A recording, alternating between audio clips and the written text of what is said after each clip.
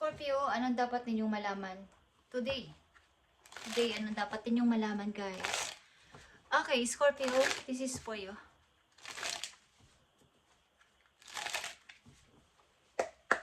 Scorpio, dapat ninyong malaman. Nandito ang Knight of Wands, guys.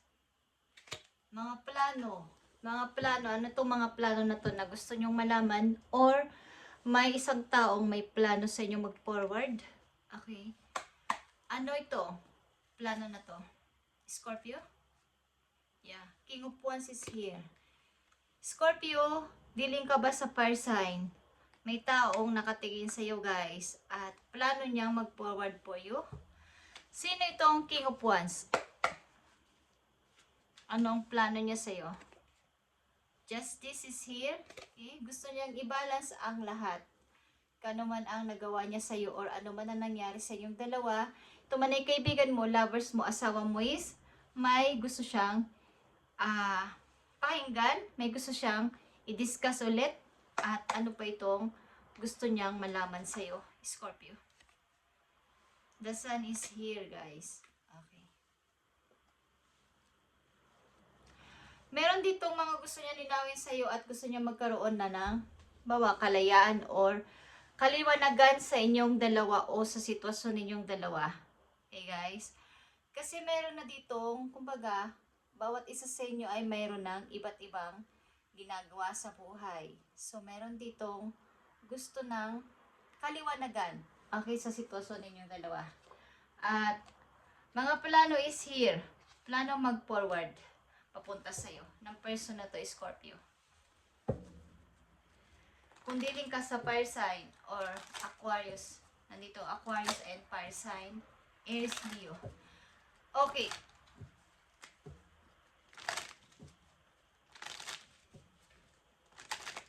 Meron dito nag-i-start na kasi ng bago sa buhay niya at meron pa rin katanungan sa kanyang isip. Ano tong mga gusto niyang itanong sa iyo is meron. Marami siyang gustong liwanagin at tanungin or inyong pag-usapan. Okay. So, tingnan natin na inyong pag-ibig, guys, Scorpio. Tingnan natin ang inyong pag-ibig. So, may third party na involved sa your relasyon, maybe. May ibang taong gustong pumasok sa inyong buhay o may potential parang maaaring hindi pa ito nangyayari sa inyo but may potential ang isang magkaroon ng third party dito na usapin sa inyong relasyon, Scorpio. Tingnan natin na nakapalob sa inyong message about sa inyong pag-ibig. At titingnan natin kung ito ay nasa kasalukuyan o nasa nakaraan. Tingnan natin, Scorpio.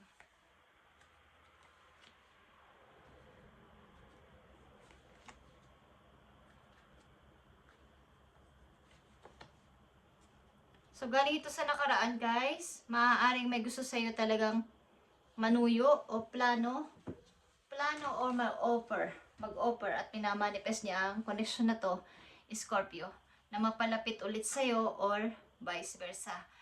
Okay, mayroon siyang plano. Marami siyang planong gawin. Plano magpaliwanag, plano mag-offer again, and planong i-discuss ulit ang nangyari sa inyong dalawa. Parang i-review ang mga napag-usapan, mga ginawa at nangyari. So, meron dito nagmamanifest sa sitwasyon na to, Scorpio. Andito ang past lives. Okay, guys. So, kilala mo na talaga ang taong ito sa iyong buhay. Maring ito iyong nakaraang person, ex mo, or something na galing sa iyong past lives. Kung alam nyo ang past lives niyo is, meron. Sapagkat kilala na ito ng iyong puso. Kaya ito'y pabalik-balik sa iyo sapagkat ito ay galing sa iyong past lives, ang tao na to. Kahit na magkahiwalay pa rin kayo, kayo't kayo pa rin ang nagtatagpo sa kung saang paraan. At hindi, kumbaga, gustong magka-ayos ulit ang isa sa inyo. Six of Wands, Ten of Cups, Page of Swords, and the Hangman.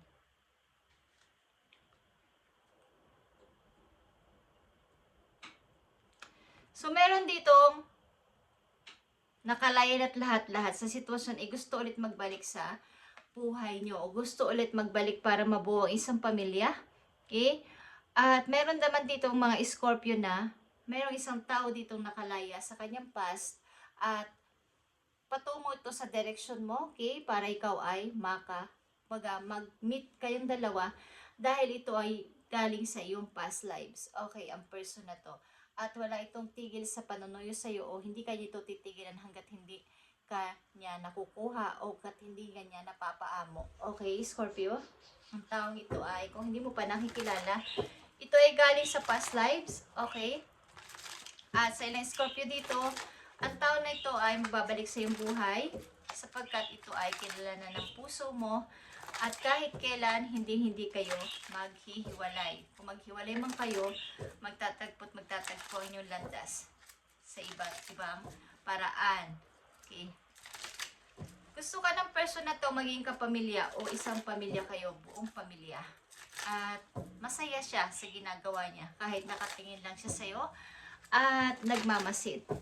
Okay guys, Scorpio, something na meron din dito nag-i-stalk sa'yo.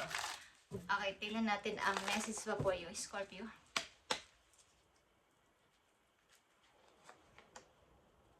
Gagawin niya lahat para ikaw ay mapaamo or masuyo. So, andito ang Two of Wands, Two of Swords, Seven of Pentacles, and Three of Pentacles.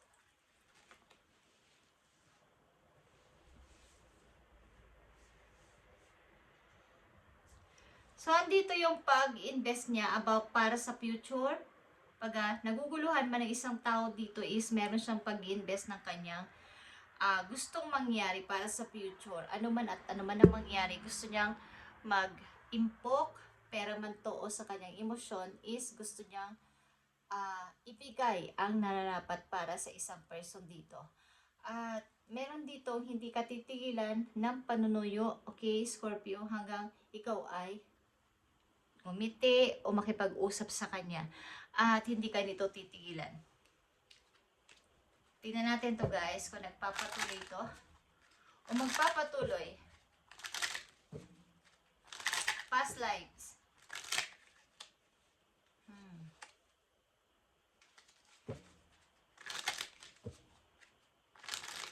May masaya ditong person kahit nakatingin lang sa inyo sa malayo o pinagmamasdan lang kayo.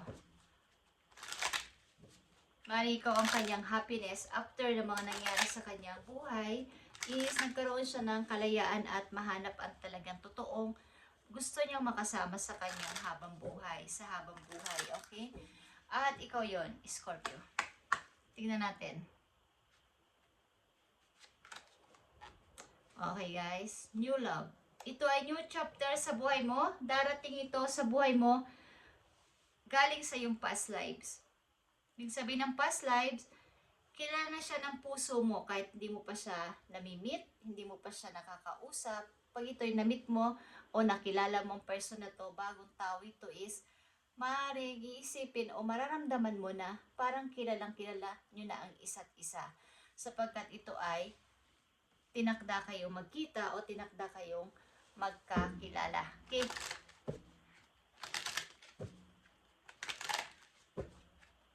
At sa ilang mga Scorpio dito, may taong balak at hindi siya titigil na hindi kayo suyun again. Pagamat nagkaroon kayo ng hindi pagkakaintindihan sa inyong sitwasyon. Kasi dito ay may third party involved. Okay. But, susuyuin ka ng person na to at plano niya, puntahan ka, mag-offer again sa'yo. Tingnan natin, Scorpio, ang inyong message o advice.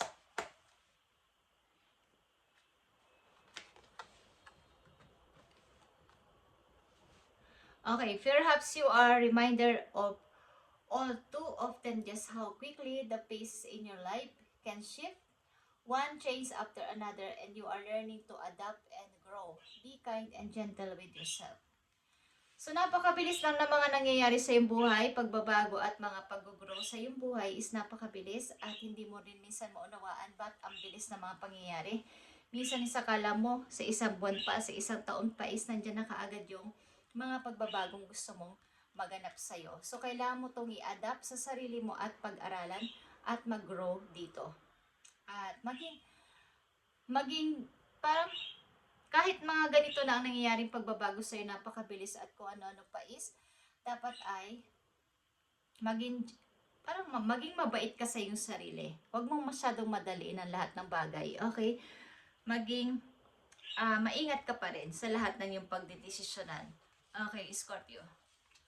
Mukhang napakabilis na mga pagbabago na gaganap sa inyong buhay, lalo na sa inyong relasyon o sa mga taong nakikilala nyo sa paligid is napakabilis lang na mga pagbabago. Kung meron ditong nawala, meron ditong umalis, ang bilis lang mag-move on ng ilan sa inyo at agad-agad may mga nakikilalang bagong tao sa kanilang buhay. Ito man ay hindi sa love, ito man ay mga bagong tao sa inyo na inyong makikilala is marami. Agad-agad kayo nakaka-move on. Okay? At marami din agad na nag-o-offer sa inyo. Scorpio, tingnan natin ang inyong healing energy message para sa inyo.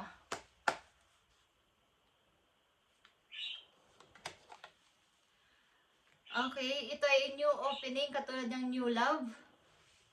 When one door closes, I am confident another will open and I will be for my betterment. I accept that life brings challenges and acknowledge the opportunity and learning they present to me. Serenity comes from within. Ibig sabihin nga nito, napakabilis nyo lang makamove on ng mga Scorpio na dito sa reading. Agad-agad kayo nakakabangon at hindi na kayo nagtatagal sa ganong klaseng pagka-stop. Hindi kayo natatagalan sa pag nahiwalay kayo o kayo hiniwalayan. Aliman dyan is agad-agad kayo move on at nagpapatuloy sa buhay. So, napakabilis lang na mga pagbabago na gaganap sa inyo. Pati mga bagong taong dumarating is marami kaagad at mga offer is marami din. Scorpio, isang mahalagang message pa dito po you.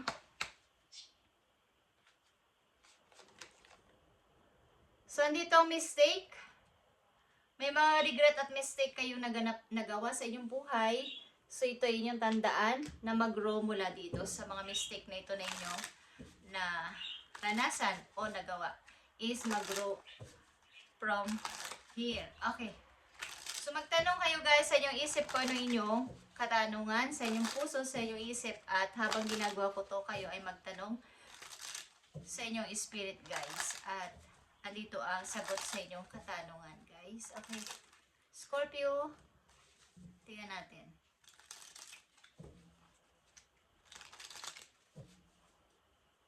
So, ang ilan sa inyo ilalagay na sa pagpapamilya at ang ilan sa inyo ay makikilala nyo yung person na to galing sa inyong past lives. Ibig sabihin, kilala na siya ng inyong puso kahit hindi pa kayo nag-meet. At kapag na-meet nyo ang person na to, para na kayo magkakilala noong una pa man.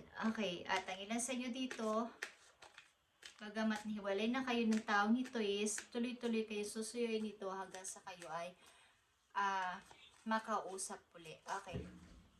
So, tingnan natin ang inyong sagot sa inyong katanungan.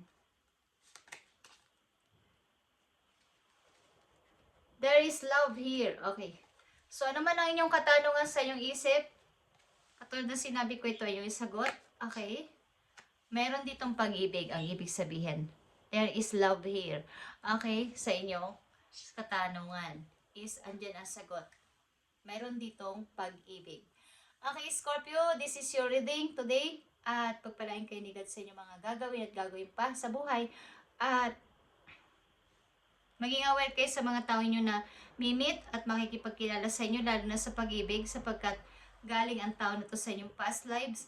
At maaaring ito ay hindi kayo nito tatantanan hanggang kayo ay maging kanyang pakasalan o papakasalan nyo. Okay? Thank you, Scorpio, and God bless.